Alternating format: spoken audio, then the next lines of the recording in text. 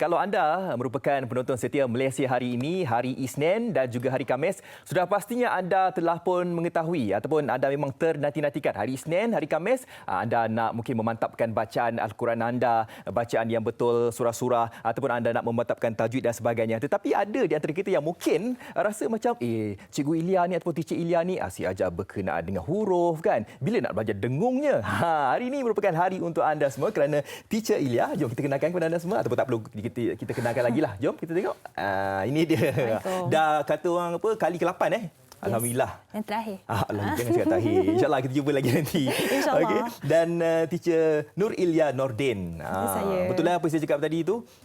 Sebelum ni mungkin penonton rasa belajar hukum tajwid, baca, diorang nak tahu dengung pula kan. Sebab dengung ni kita tahu bahawa ada hukum-hukumnya kan.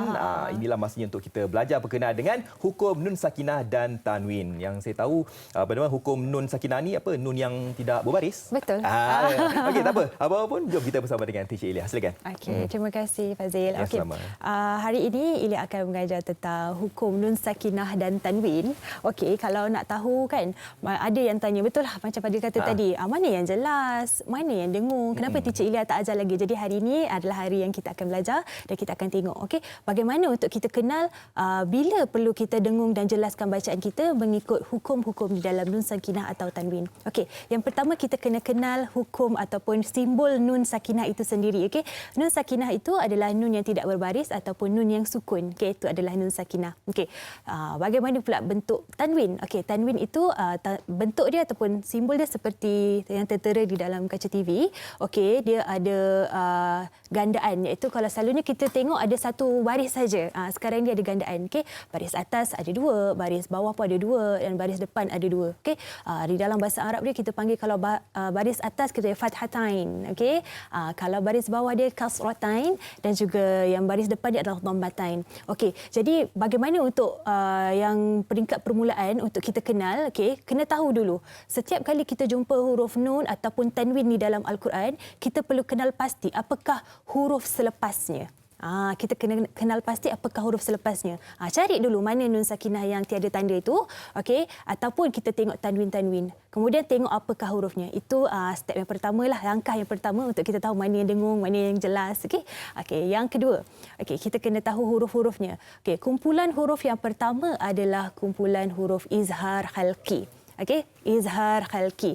Okey, izhar khalqi itu di dalam bahasa Melayu dia ataupun definisi dia secara bahasa, jelaskan bacaan. Okey, kita perlu jelaskan bacaan kita. Maksudnya tiada dengung. Okey, dan dia mempunyai 6 huruf, iaitu yang pertama adalah hamzah, okey, ha, ain, ha, ghin dan juga kha. Okey, kalau kita tengok dekat sini, kesemua 6 huruf ini dia datangnya, makhraj dia datang dari kerongkong.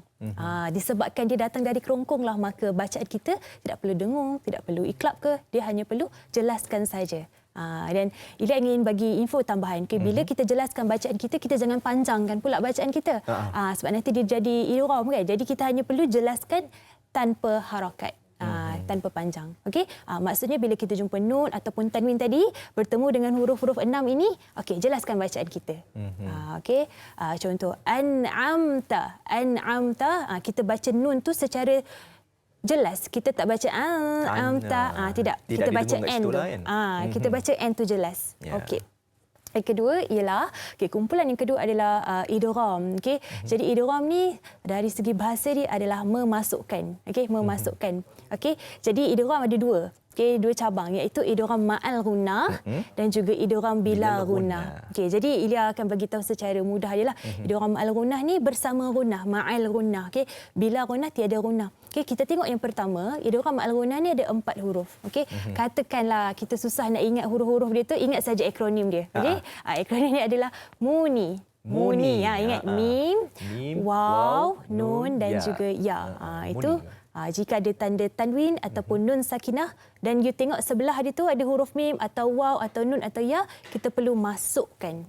Okey, kita kena masukkan bacaan kita. Okey.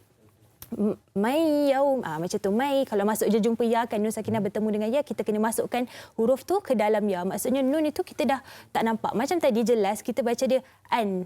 Nun tu kita jelaskan. Yang ini kita masukkan ke dalam huruf-huruf tersebut. Okey. Dia punya bacaan macam mana? Ada dengung ke? Ataupun harakatnya Dua harakat. Untuk idgham ni macam tadi tiada harakat, tapi jika idgham kita perlu jadikan harakatnya dua harakat. Okey.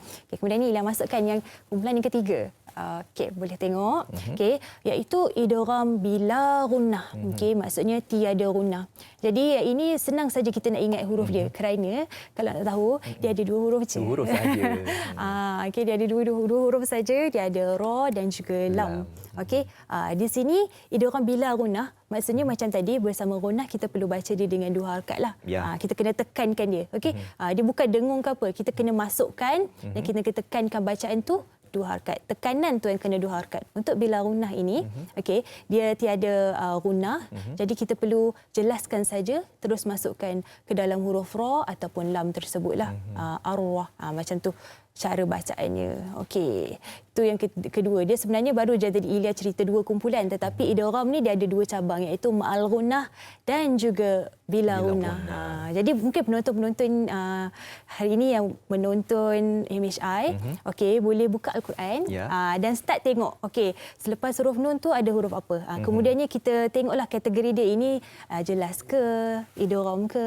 Okey. Dan kemudiannya Ilya akan teruskan lagi. Okey, dengan satu lagi hukum yang paling terkenal. Iqlab. Iqlab. Ya. Okey. Kenapa dia terkenal tu? Kerana dia ada satu huruf je kan. Betul. Jadi kita ini tanya. paling senanglah untuk kita ingat kan. Okey, jom kita lihat itu dia. Nombor 4. Okay. Nombor 4 dia adalah hukum iqlab. Okey, hukum iqlab ni dia sangat terkenal kerana dia ada satu huruf saja, iaitu huruf ba. Okey, tapi apakah definisi dia? Okey. Definisi dia ialah kita perlu menyamarkan. Maksudnya dia sama ada nun ataupun tanwin itu bertemu dengan ba. Okey, dan kalau kita perasan di dalam Al-Quran, dia akan ada tanda mim kecil di atas dia.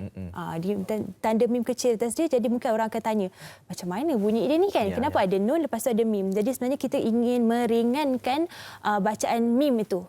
Jadi kita tak boleh sebut nun.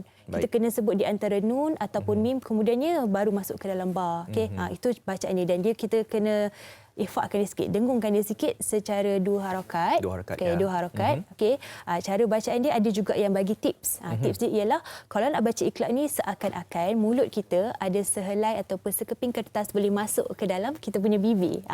Mil ba'di. Kita tak baca mim, kita tak baca dia secara total untuk mim, tak tutup terus. Okey, kita sama-sama macam mil ba'di. Itu cara bacaan dia. Okey, seakan-akan ada sehelai kertas boleh masuk ke dalam bibir. Itu. Okey. Dan yang terakhir. Ini yang paling panjang ni. Okey, yang terakhir ini adalah hukum ikhfa syafawi. Jadi ramai yang tanya kan, hukum mana yang sebenarnya kena dengung tu? Okey. Ini dah sebenarnya hukum yang kita dikatakan ikhfa syafawi ni yang perlu kita dengungkan bacaan kita dua harakat. Okey. Dan cara nak mengingat huruf-huruf ikhfa syafawi ini, okey, orang tanya panjang sangat, banyak sangat. Jadi macam mana nak ingat dia ni? Ada tips ke? Ada tips dia. Sebenarnya kalau follow Ilya daripada awal, Ilya dah ceritakan huruf-huruf hijaiyah. Okey, huruf-huruf hijaiyah ni ada 28 tolak lam alif kan. Okey.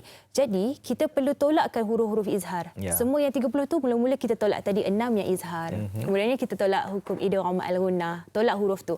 Dan kita tolak pula hukum idgham bila gunnah. Kemudian kita tolak ba, maka kita akan tinggallah 15 huruf. 15 huruf ikhfa syafawi ni yang perlu kita dengungkan bacaan kita. Okey, tapi di sini Ilya ingin bagi tahulah, mungkin ada yang belajar ikhfa syafawi ni dengan cara kadang-kadang ada orang cakap alah tambah je ng belakang, instead of man tambah ng jadi mang. Okey, kemudiannya dia akan jadi mang. Sebenarnya bacaan dia perlu kita tahu di manakah makhraj huruf tersebut. Okey, kemudiannya kita kena renggangkan sikit lidah kita daripada makhraj. Contoh ta. Ta tu maksudnya kalau kita sebut ta, dia di belakang gigi kita, anta. Tapi sekarang kita renggangkan lidah kita, baru dia akan menjadi hukum ikhfa syafawi yang sempurna.